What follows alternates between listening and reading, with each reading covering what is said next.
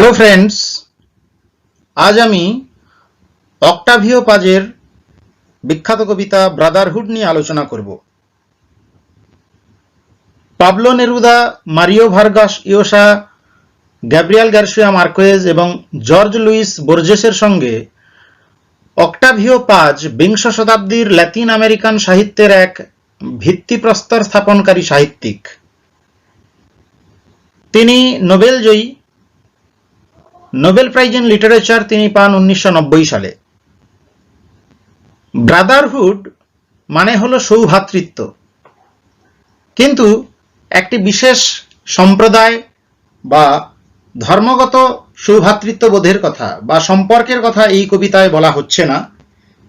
এই কবিতায় তার চেয়েও বেশি কিছু, অর্থাৎ মহাবিশ্বের সঙ্গে মানুষের যে এক বিশেষ বন্ধন রয়েছে তা আলোচিত হয়েছে এই ছোট কিন্তু যথেষ্ট গভীর অর্থবাহী কবিতায়। Brotherhood means the relationship. Brother শব্দটির দুটি প্লুরাল হয়, একটা হচ্ছে ব্রাদার্স আর একটি হলো ব্রেদরেন। ব্রাদার্স বলা হয় একই মায়ের সন্তান যারা ভাই, সেই তাদেরকে বলা হয় ব্রাদার্স। ব্রেদরেন কথাটা ইউজ হয় অফ দ্য সেম কমিউনিটি, সেটা রিলিজিয়াস কিংবা রেসিয়াল যে কোনো কমিউনিটি হতে পারে, সেই একই কমিউনিটির সদস্যদের ব্রেদরেন বলা হয়। কিন্তু এই কবিতায় সামগ্রিকভাবে দু ভাইয়ের সম্পর্ককে বোঝানো হচ্ছে না, তার চেয়েও বেশি কিছু রিলেশন বিটুইন সেম কমিউনিটি অথবা relation between man and other cosmic objects. মানুষের সঙ্গে মহাজাগতিক অন্যান্য জ্যোতিষ্কদের কি সম্পর্ক রয়েছে এবং মানুষের তাৎপর্য বা গুরুত্ব কোথায়, তাই আলোচিত হয়েছে এই কবিতায়। আমরা প্রথমে অক্টাভিও পাজ সম্বন্ধে একটু জেনে নিই। On March 31, 1914, Octavio Paz was born near Mexico City. His family was a prominent political family in Mexico. The family experienced financial ruin after the Mexican Revolution and the exile of Zapata supporters. তারা জাপাটিস্টাস নামে পরিচিত ছিল। Mexico সিটিতে 31 March 1914 সালে জন্মগ্রহণ করেন। রাজনৈতিক সংযোগ ছিল এই পরিবারের মেক্সিকোর। The family briefly relocated to Los Angeles before returning to Mexico. Paz was introduced to literature early in his life through the influence of his grandmother's library, filled with classic Mexican and European literature. যখন তিনি টিনএজড 1931 সালে পাজ প্রথম তার কবিতা প্রকাশিত করেন, including ক্যাবেলেরা। 2 বছর পরে 19 বছর বয়সে he published Luna Sylvester means Wild Moon, a collection of poems. In 1932, with some friends, he funded his first literary review, Barandal. Paz studied law and literature at National University of Mexico. এবং পরবর্তীকালে আমরা জানব, যখন বিপ্লব হয় স্পেনে, তিনি সেখানের civil ওয়ারে অংশগ্রহণ করেছিলেন এবং সাপোর্ট করতেন রিপাবলিকানদের ফ্যাসিজমের এগেনস্টে। তিনি টি.এস. এলিয়টের কবিতার দ্বারা প্রচুর অনুপ্রাণিত হতেন। তিনি ভারতবর্ষেও এসেছিলেন, দীর্ঘদিন ছিলেন এখানে কিছুকাল। In New Delhi as ambassador of Mexico to India, Paz completed several works including El Monogramatico, the Monkey Grammarian, এটা একটা বিখ্যাত বইও, ল্যাডেরা এস্তে, ইস্টার্ন স্লোপ ইত্যাদি এখানে তিনি লিখেছিলেন। While in India, he met numerous writers of a group known as the Hungry Generation. Hungry generation বা hungry আন্দোলনের বিভিন্ন সাহিত্যিকদের সঙ্গে তার পরিচয় হয় and had a profound influence on them.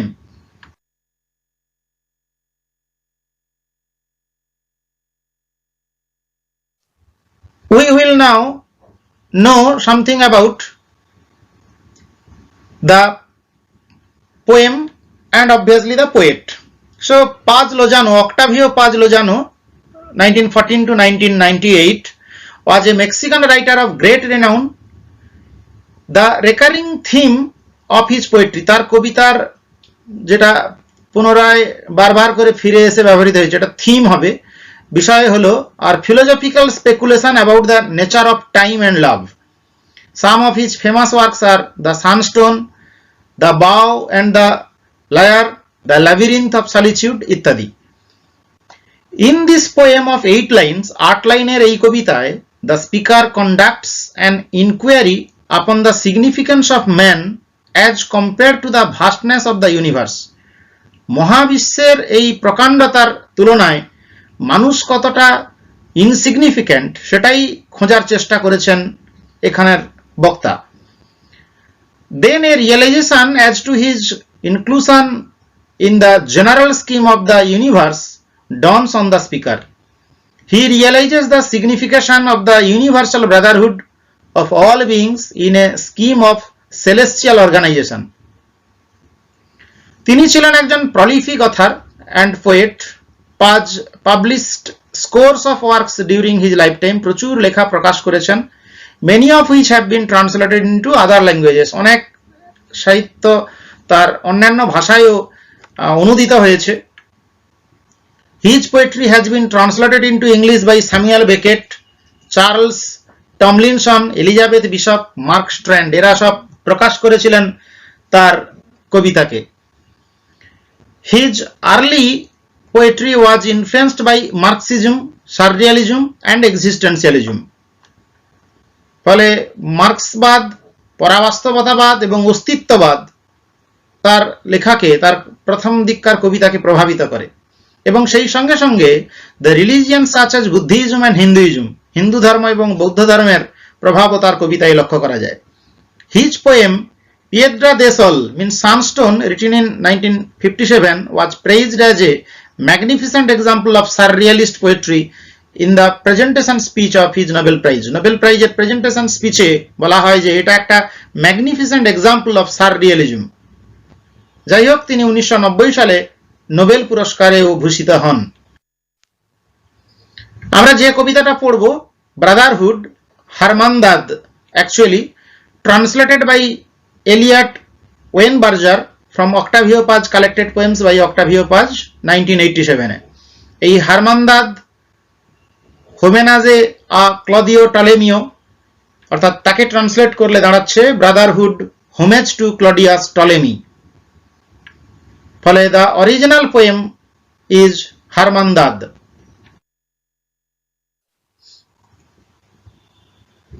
And who was this Claudius Ptolemy, যাকে তিনি হোমেজ জানিয়েছেন বা ট্রিবিউট জানিয়েছেন?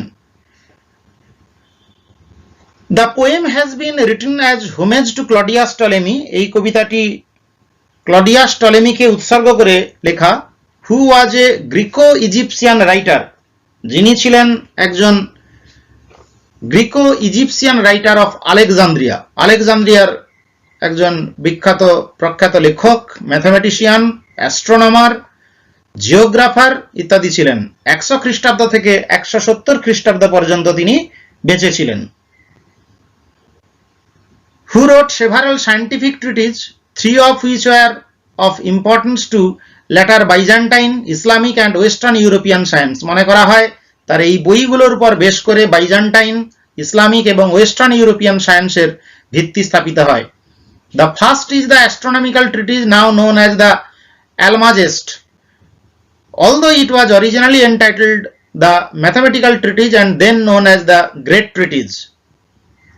আর একটি তার উল্লেখযোগ্য বই geography, which is a thorough discussion of the geographic knowledge of the Greco-Roman period. The third is the Astrological Treatise, in which he attempted to adapt horoscopic astrology to the Aristotelian natural philosophy of his day. ফলে তার এই প্রথম যে দুটো বইয়ের কথা বললাম, অ্যালমাজেস্ট এবং এই জিওগ্রাফি, এই দুটো মহাকাশ বিদ্যার ক্ষেত্রে একটি উল্লেখযোগ্য দুটো বই, এবং তিনি প্রথম ম্যাপের ধারণাও দিয়েছিলেন। নানা কীর্তি রয়েছে ক্লডিয়াস টলেমির, এবং ঠিক এই কারণেই বোধহয় টলেমির যে contribution is making us understand the concept of the universe based on which Paz composed this poem and pays tribute to him. এই কারণেই তিনি tribute জানিয়েছেন, homage to Claudius Ptolemy or tribute to Claudius Ptolemy.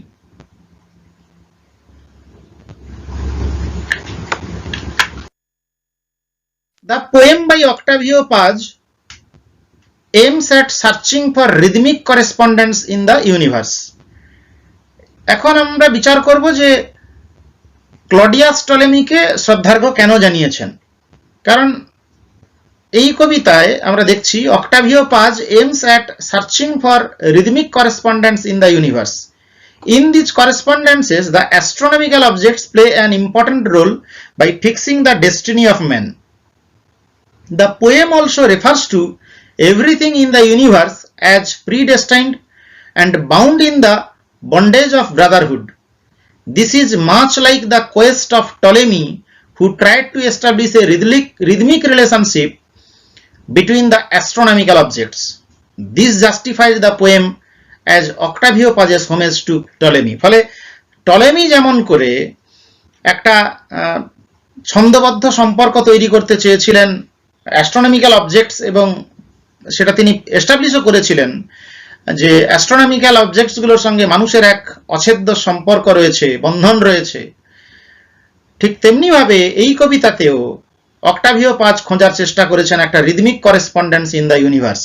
ফলে insignificant man কতটা important কি important নয় সেটা তিনি আবিষ্কার করার যেমন চেষ্টা করেছেন, ক্লডিয়াস টলেমি চেষ্টা করেছিলেন।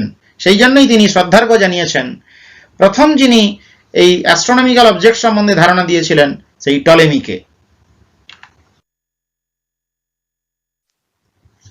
Now let us read the poem Brotherhood.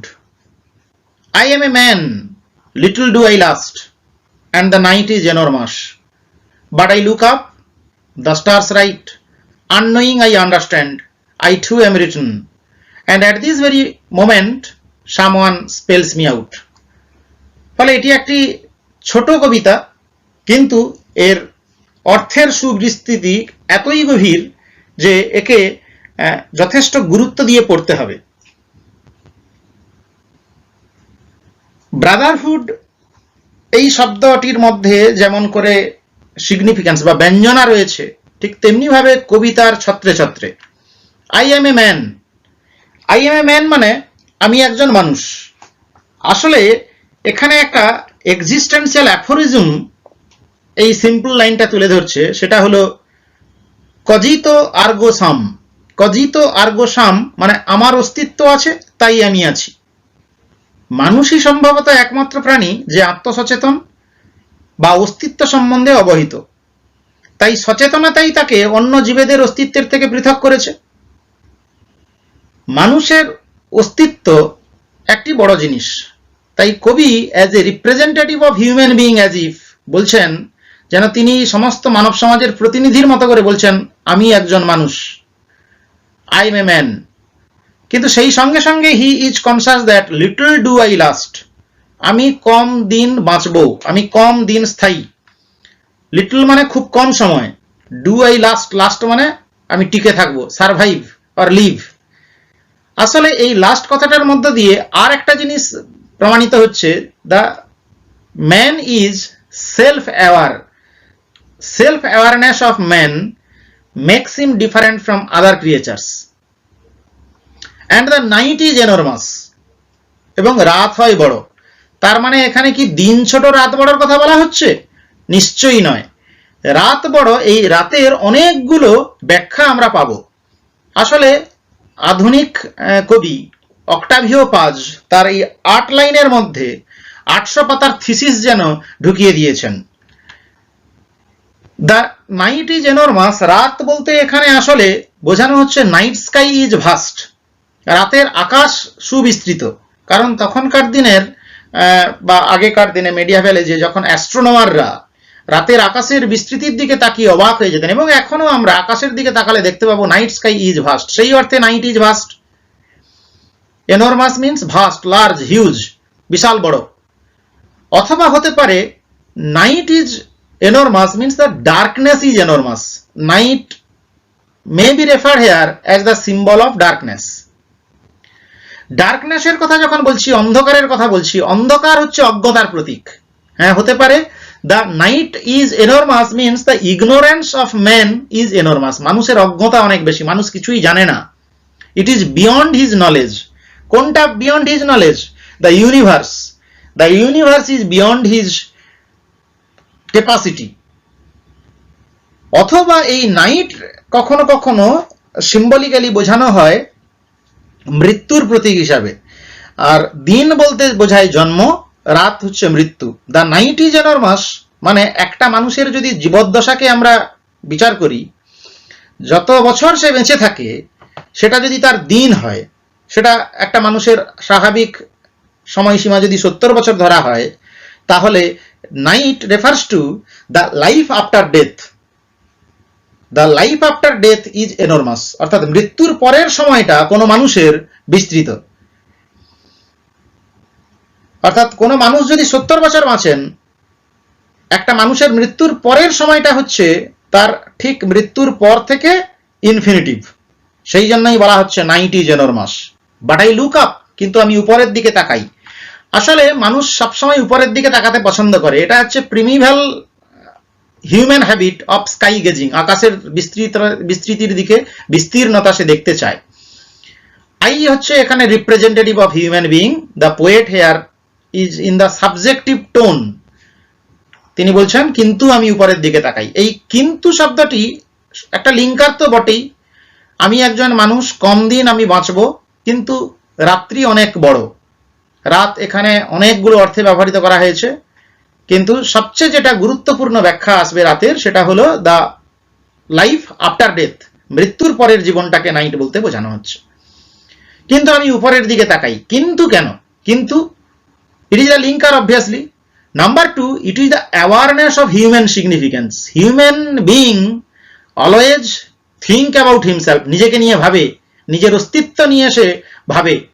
সে রয়েছে, তাই তার অস্তিত্ব রয়েছে। যেমন কজিত আর্গো সাম, সিমিলারলি এই বাট শব্দটার দ্বারা বোঝাচ্ছে it starts new chapter of awareness. But I look up the stars right. এবং আকাশের দিকে তাকিয়ে তিনি কি দেখেন? দ্য স্টার্স রাইট, তারারা লিখছে। তারারা কি লেখে? তারারা যেটা লিখছে, কবি সেটা পরে বলছেন unknowing I understand I too am written. না জেনেই আমি বুঝে ফেলি যে আমিও লেখা হয়ে গেছি। আসলে তারারা কি সত্যি সত্যি লিখছে? আসলে এটাই হচ্ছে যে রিলেশনশিপ, যেটা লেখক এখানে আবিষ্কার করেছেন, আবিষ্কার করতে চাইছেন। প্রথমত হচ্ছে তারারা যে বায়ুমণ্ডলের ঘনত্বের কারণে কাঁপছে বলে মনে হয়, যার কারণে দ্য স্টার টুইঙ্কল, ঝিকমিক করে, স্টার সিভার, নাম্বার 1। নাম্বার 2, অ্যাকচুয়ালি লিখিতভাবে কেউ কাউকে বার্তা দেয়, মেসেজ দেয়। আসলে এখানে কবি বলছেন তারারা লিখছে, মানে তারারা একটা বার্তা দিচ্ছে। দে কনভে এ মেসেজ। এবং সেই বার্তাটা তিনি না জেনেই বুঝে ফেলেন, আননোয়িং আই আন্ডারস্ট্যান্ড। এবং আমরা জানি যে কোনো যদি টিচিং থাকে, তার যদি সাউন্ড থাকে, তখন আমরা জানতে পারি। ভিজুয়াল কিংবা যে কোনো ইমেজারি যদি থাকে, তাকে আমরা জানতে পারি। কিন্তু যদি যেখানে কোনো সেন্স যদি না থাকে, তাহলে সেটা আমরা জানতে পারি না। Silence is the language of the universe. মহাবিশ্বের ভাষা হলো নিস্তব্ধতা। It can be understood through intuition. তাই একে কেবলমাত্র ইনটুইশনের দ্বারা বুঝতে হয়, পারসেপ্ট করতে হয়, ফিল করতে হয়, রিয়েলাইজ করতে হয়, বুঝতে হয়। তাই কবি বলছেন আননোয়িং আই আন্ডারস্ট্যান্ড, না জেনেই আমি বুঝে ফেললাম, আই টু অ্যাম রিটেন, আমিও লেখা হয়ে গেছি। আসলে it is understood by the poet. এবং এই যে I too am written, I বলতে শুধু কবি যে তার সাবজেক্টিভ টোনে বলছেন তা নয়। Obviously the tone is subjective, but used in the generic sense. এখানে সমস্ত মানব প্রজাতিকে বোঝানো হচ্ছে। অ্যাকচুয়ালি এটা refers to the Ptolemaic perceptive relation between man and the universe. মানুষের সঙ্গে ইউনিভার্সের যে সম্পর্ক, আই টু অ্যাম রিটেন কথাটার মধ্য দিয়ে তাই বোঝাচ্ছেন। আসলে টলেমি বুঝিয়েছিলেন, প্রমাণ করেছিলেন, এস্টাবলিশ করেছিলেন যে মানুষের সঙ্গে মহাবিশ্বের প্রত্যেকটা জিনিসের এক অচ্ছেদ্য বন্ধন রয়েছে। এবং I too am written এটার দ্বারা কবি মহাজাগতিক প্রেক্ষাপটে সাধারণীকৃত অর্থে শাশ্বত মানুষকে বোঝাতে ব্যবহার করেছেন। এবং তিনি যখন বলছেন তারারা লিখছে আর আমি লেখা হচ্ছি, এই দুটো আসলে আমাদের উল্লেখ করতে হবে যে তারারা লিখছে, the stars right and I too am written, অর্থাৎ তারারা যদি আমাকে একবার লিখে দেয় আমি তাহলে শাশ্বত হয়ে যাব, আমি চিরন্তন হয়ে যাব, I will be eternal. The very human beings can be eternal just like the stars, কারণ তারারা দীর্ঘ দিন থেকে এদের অস্তিত্ব রয়েছে এবং দীর্ঘ বছর তারা টিকে থাকে, বেঁচে থাকে, কিন্তু ক্ষণস্থায়ী মানুষের সঙ্গে তাদের কোনো সম্পর্ক থাকতে পারে না, তুচ্ছ মানুষের সঙ্গে, ক্ষণস্থায়ী ট্রানজিয়েন্ট মানুষের সঙ্গে। কিন্তু মানুষ তার কৃতকর্মের দ্বারা, মানুষ তার সৃষ্টির দ্বারা, মানুষ তার কবিতা লেখার দ্বারা, মানুষ তার আবিষ্কারের দ্বারা কখনো কখনো তারা হয়ে ওঠেন। তাই ক্রীড়া জগতের কোনো ব্যক্তিকে আমরা বলি স্পোর্টস স্টার, সিনেমা জগতের কোনো মানুষ তাদেরকে বলি আমরা ফিল্ম স্টার, এবং স্টার হয়ে যাওয়া মানেই যেন সে দীর্ঘদিন টিকে থাকবেন। তাই শেক্সপিয়ার মারা যাওয়ার পরেও 500 বছর পরে আমরা শেক্সপিয়ারকে স্মরণ করি, বা কোনো বিখ্যাত বিখ্যাত স্পোর্টস স্টার, ফিল্ম স্টারকেও আমরা স্মরণ করি তারা মারা যাওয়ার পরেও। কবি তাই এখানে রিয়েলাইজ করছেন I too am written, আমিও লেখা হয়ে গেছি। এই টু শব্দটি দ্বারা কিন্তু এটা ইন্ডিকেটস হিউম্যান লাইফ ইজ প্রিডেস্টাইন্ড, অর্থাৎ আমিও লেখা হয়ে গেছি, অর্থাৎ পূর্ব নির্ধারিত সব। And at this very moment, এবং ঠিক এই মুহূর্তে, at this very moment, moment refers to at this very time, it is the moment of recognition, কবি চিনতে পারছেন, জানতে পারছেন, someone spells me out, এবং and, এই andটা হচ্ছে একটা স্ট্রফি অর্থে ব্যবহার করা হয়েছে, and is used as strophe, short pause, এখানে থেমে কবি পরে বলছেন someone spells me out, এবং এই মুহূর্তে আমি বুঝতে পারি কেউ আমাকে পাঠ করছে, কেউ আমাকে আবিষ্কার করছে। Actually someone refers to the unknown reader who will discover the poet in future, ফলে স্পেল আউট মানে কেউ কবিতা পড়ছে, নাম্বার 1। নাম্বার 2 অ্যানালিসিস হতে পারে অ্যানালাইজেস দ্য পোয়েম ডিসেক্টিং, কবিতাটাকে একদম ভেঙে ভেঙে ভেঙে ভেঙে মানে করে পড়ছে, সেই জন্য স্পেল আউট করা এখানে শব্দটা ব্যবহার করা হয়েছে। অথবা স্পেল আউট বলতে বোঝানো হচ্ছে discovers the very creativity of the poet, কবির এই সৃষ্টিসত্তাকে, সৃষ্টিকে আবিষ্কার করছেন, অর্থাৎ সে কবি বা যে কোনো মানুষ তার সৃষ্টির দ্বারা তারাদের সমগোত্রীয় হয়ে উঠতে পারে। অর্থাৎ মানুষের সঙ্গে মহাজগতের, মহাজাগতিক জিনিসগুলোর একটি বিশেষ সম্পর্ক রয়েছে, আর এই সম্পর্কটাই হলো ব্রাদারহুড। ফলে মানুষও কখনো কখনো তারাদের বন্ধু হয়ে উঠতে পারে, মানুষ ও তারাদের বন্ধু হয়, এটাই হচ্ছে এই কবিতার উপজীব্য। Look at the form of brotherhood. Brotherhood is a poem of just 8 lines, 8 লাইনের শুধু ছোট কবিতা, but it is rich in significance, তাৎপর্যের দিক দিয়ে একদম সমৃদ্ধশালী। ফিলোসফি অ্যান্ড লিরিসিজম, এর দর্শন এবং এর গীতিময়তার দিক দিয়ে যথেষ্ট সমৃদ্ধ। The poem has been written in free verse, মুক্ত ছন্দে লেখা। The poet thinks over the condition of man on earth, কবি পৃথিবীতে মানুষের অবস্থার কথা ভাবছেন। His life is very short in comparison with the vastness of the dark death, অন্ধকার মৃত্যুর গভীরতার বিশালতার তুলনায় মানুষের জীবন খুবই ছোট। ফলে মানুষ যদি 70 বছর বাঁচে, 700 বছর, 7,000 বছর, 7 লক্ষ কোটি বছর মৃত্যুর পরের অবস্থা, মানে to the doomsday, infinitive to the doomsday. He knows well that his end will come soon, তিনি জানেন যে তার সময় ঘনিয়ে এসেছে। But as a creative writer he will be remembered through his writings, কিন্তু সৃষ্টিশীল লেখক যেহেতু তিনি, তাকে তিনি স্মরিত হবেন তার লেখনীর দ্বারা, তার লেখার জন্য তাকে আমরা স্মরণ করব। The poem is best mostly on existentialism, ফলে অস্তিত্ববাদ বলে যে এক্সিস্টেন্সিয়ালিজম তত্ত্ব রয়েছে তার উপর ভিত্তি করেই এই কবিতা লেখা। The poet uses a very simple and suitable diction, the very brevity of the poem makes it effectively touching, brevity মানে সংক্ষিপ্ততা, shortness of the poem. The poem has a universal charm which increases its appeal to the readers. Now the subjectivity. Subjectivity is one of the essential characteristics of a lyric. The poet begins this poem like a true lyricist with I am a man, little do I last. Lyric কবিতার মতো করে তিনি শুরু করেছেন এবং subjective টোনে তিনি বলছেন, আমার কথাই বলছেন, I am a man. It is his personal emotions and thoughts which build the theme of the poem. Like a good lyric, it also has a lovely rhyming and lucidity of diction. Now, to interpret the substance, the poem begins with I, which refers to Octavio Paz himself. He says that he is a human being. It is his only identity. He knows that human life is very short and transient, not permanent.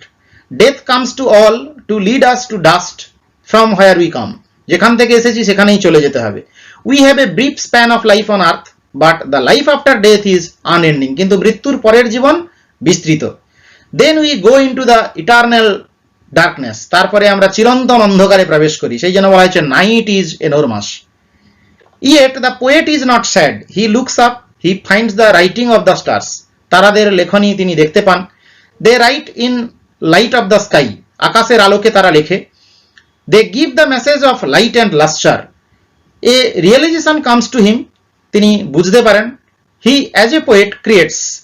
In his creation he remains alive. ফলে সৃষ্টির মধ্যেই তিনি বেঁচে থাকেন. He lives completely only when he is created anew in the hearts of the readers. ফলে তিনি বেঁচে থাকেন সম্পূর্ণভাবে তখন যখন পাঠকের হৃদয়ের মধ্যে নতুন করে তাকে আবিষ্কার করা হয়. He is written by his readers. He thinks that the moment he declares with strong confidence that someone is there to understand him well and to explain him correctly. Finally, he gains faith in the existence of the Almighty. He is happy to think that as an artist, he will survive in the hearts of readers. Despite all his limitations, he will enjoy perfect kinship with God who spells all out. So it might be God or it might be any reader who is referred to as someone. He knows all the desires and limitations of man. This firm belief turns the poet optimistic. So though the poem starts with a pessimistic tone, the poem ends with the tone of optimism. Now to tell about the title of Brotherhood, the brotherhood refers to relationship. So Octavio Paz's poem is about the unique and undeniable relationship that organically binds everything of this universe. This bondage is created and managed by a superior cosmic force.